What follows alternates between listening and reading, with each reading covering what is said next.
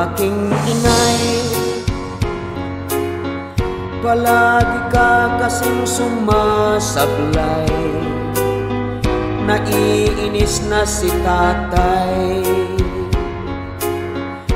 Pag siya ay kumalabit, palagi kang nagagalit. Goodbye to you, aking inay.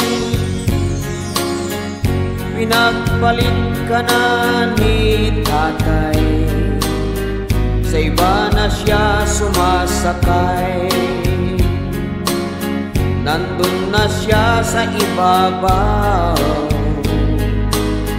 ng masunuring kalabaw. Nag-e-enjoy na si tatay sa pagsakay sa kalabaw. Di kasi sumisigaw, tahimik lang ang kalabaw.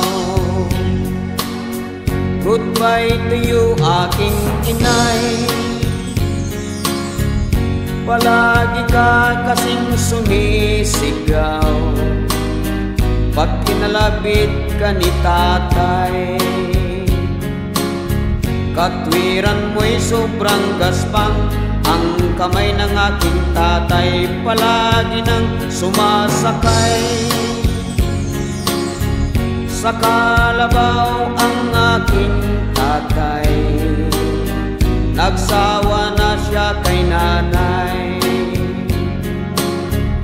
Palagi siya sa tungita, mahilig din sa chismisan. Pag nanalo si nanay, ilibre lahat ang kaibigan. Magdamag ang inuman, sobra-sobra ang pulutan. Pag natalo si nanay, uuwi ng luhaan. Maghahanap ng ulam, lilipat ang mga pinggan.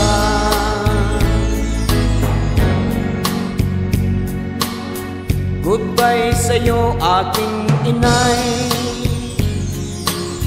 Sawang-sawa na sa'yo si tatay, mas mahal na niya ang kalabaw. Mas hayop ang ugali mo sa kalabaw ng tatay ko. Nagseselos na si nanay, ini-ignore kasi siya ni tatay. Mas importante na ang kalabaw, palagi siyang nakasakay sa mabait niyang kalabaw. Umalis ka na daw, di kanya kailangan. Perwisyo ka sa buhay, tong itera kang nanay. Umalis ka na daw, di kanya kailangan. Perwisyo ka sa buhay, lasinggera kang nanay. Nag-e-enjoy na si tatay sa pagsakay sa kalabaw. Kahit ito ay magaspang, nakikiliti daw si tatay. Nag-e-enjoy na si tatay sa pagsakay sa kalabaw. Kahit ito ay hayop lang, mas mabango pa kay nanay.